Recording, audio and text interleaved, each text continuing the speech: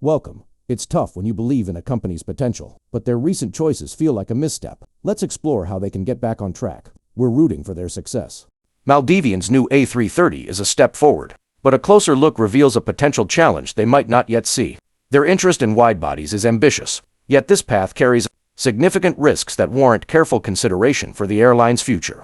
This video is a thoughtful exploration, not a platform for negativity. We're here to share constructive observations and foster understanding, focusing on noting problems. Our aim is to highlight areas for growth and celebrate positive changes. You know, the ones that fly us across oceans and continents. You might have seen news about a new A330 joining a fleet, and it sounds exciting, right? A big plane, ready to take on the world. But here's a little secret from the industry. For a wide body like an A330 to truly make financial sense, it needs to be flying a lot. We're talking 12 to 16 hours a day, consistently.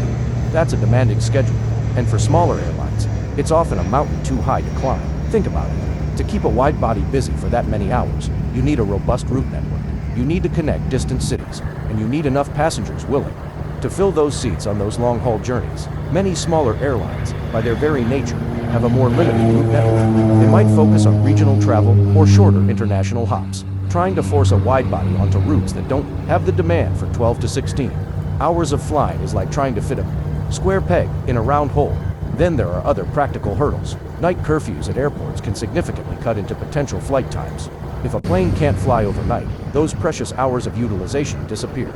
And what about backup demand? If a flight is canceled, or if there's a sudden surge in travel, a smaller airline might not have the flexibility to quickly reroute passengers or deploy another aircraft.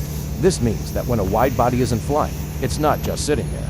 It's a massive financial drain. The lease clock is always ticking, and every hour that beautiful aircraft is on the ground, money is burning. It's not generating revenue, but the costs associated with it, the lease payments, maintenance reserves, insurance continue to pile up. It's a tough reality. Now, contrast this with narrow-body aircraft, like the popular A320 or Boeing 737 families. These planes are incredibly versatile. They can be highly profitable, flying just 6 to 8 hours a day. Their operational costs are generally lower, and they can be deployed on a much wider range of routes, from short hops to medium-haul flights. They are the workhorses of many airlines for a reason. The difference in utilization requirements is stark. Wide bodies are built for endurance, for crossing oceans and continents. They need that constant high-volume demand to justify their existence. Narrow bodies are more adaptable, able to serve a broader spectrum of routes and passenger needs without requiring such extreme daily flying hours.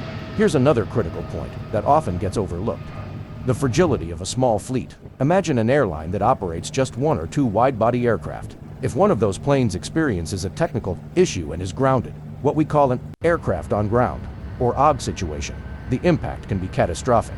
Suddenly, a significant portion, if not all, of their long-haul network is in jeopardy. When an airline leases an aircraft, it's far more than just the monthly payment. They're essentially taking on the responsibility of operating and maintaining a highly complex, incredibly sophisticated machine.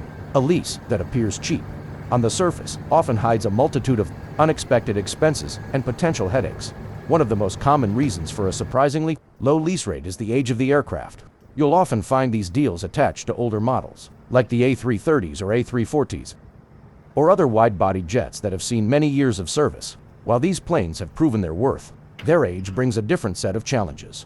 Older aircraft typically require more frequent maintenance. This isn't just about routine checks. It means a higher likelihood of unexpected technical issues cropping up. These issues can lead to frustrating delays for passengers and, in the worst-case scenario, aircraft on ground AOG situations, where a plane is unable to fly, causing significant operational disruption and financial loss. Furthermore, older planes are generally less fuel efficient than their newer counterparts. Think about it. Technology advances, and newer engines and designs are built to optimize fuel consumption. An older A330, for instance, might burn anywhere from 10% to 15% more fuel than a modern A330 Neo over the course of thousands of flight hours. This difference translates directly into substantially higher operating costs for the airline.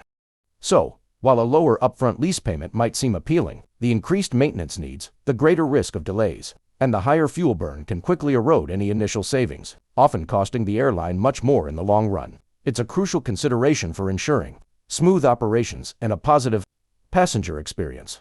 For a smaller airline like Maldivian, the A321 often shines brighter than a larger A330. The plane to the passengers.